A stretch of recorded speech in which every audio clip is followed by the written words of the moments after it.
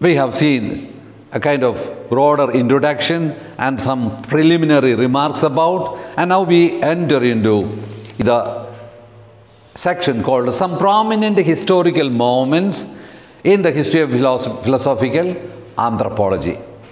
So, first one is two prominent approaches.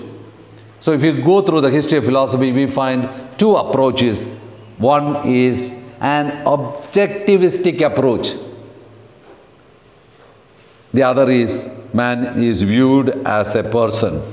So, what do you mean by objectivistic approach? It means objectified. Man is considered to be an object to be inquired, examined, and studied. Man as an object, just like any other object in the world, is an object to be studied, examined, and inquired. Inquired, examined, and studied.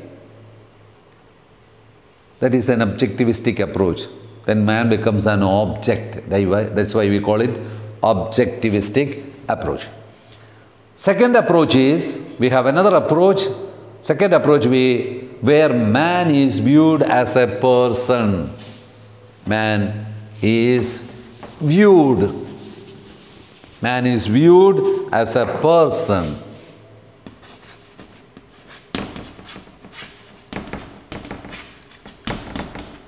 Objectivistic approach, and man is viewed, V-I-E-W-E-D, you know? Correct, you know? Viewed as a person. Clear? That is, simply you remember, that is what had been also in the, man is viewed as a person, comma, subject,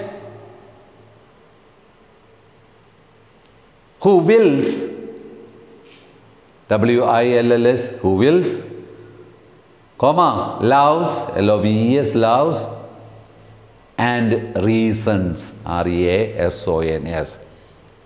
So, in other words, a person has the capacity to love, to will, and to reason out. Therefore, these are the two approaches. In the first approach, objectivistic approach, in the first approach, the question raised was, in the objectivistic approach, the question raised was, what is man? What is man? What is man?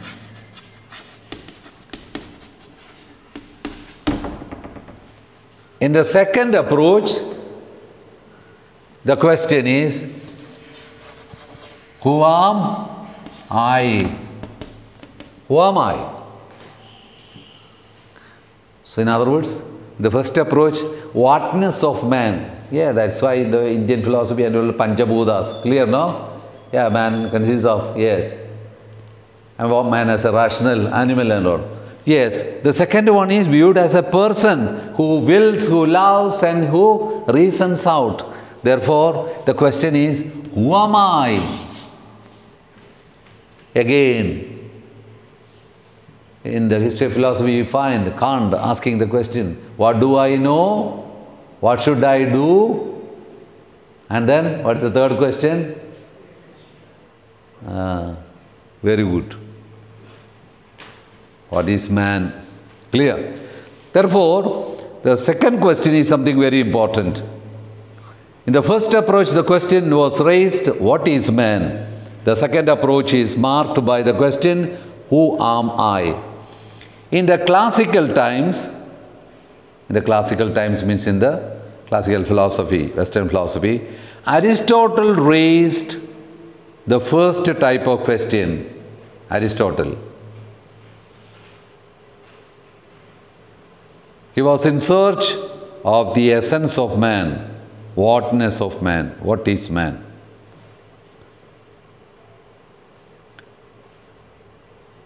And Augustine raised the second type of question. Augustine raised the second type of question. Augustine raised the second type of question. Who am I? There is so much of inwardness and all that is clear. Yes. The second type of question, which was more of an existential, it was more of an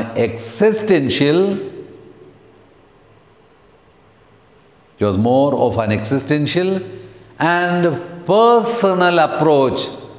Existential and personal approach. Okay.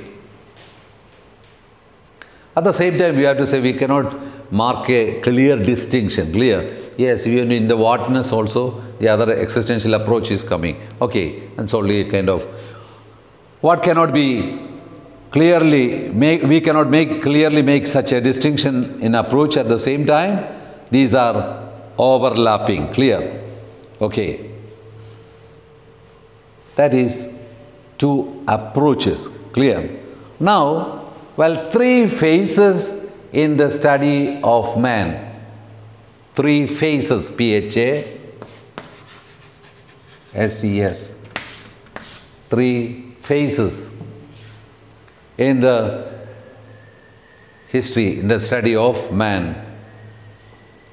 One, cosmocentric. Cosmocentric. Cosmocentric means man was studied from the point of view of cosmos. Clear? Well, who are the philosophers coming there? One, Plato. Two, Aristotle. You see, you have already studied it. I am only just recapping. So, from the cosmocentric view, man was studied.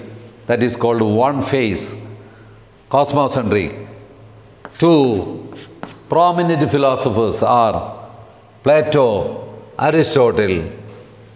Then, second phase, phase number one, phase number two, phase number one, phase number one, two. Clear? In other words, the philosophy. That is, second one is theocentric. Theocentric phase.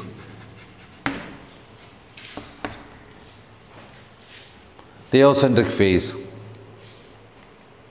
Well, we have two models, Augustine, St. Augustine,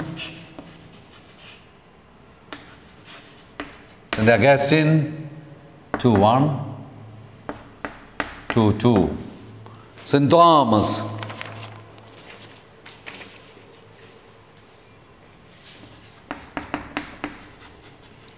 so, if you go into your history of Western philosophy, you will find, yes, ancient and medieval philosophers like Plato, Aristotle, and in theocentric phase, you have the scholastic philosophy of Augustine and St. Thomas. Then we have the third phase, cosmocentric, theocentric, and anthropocentric.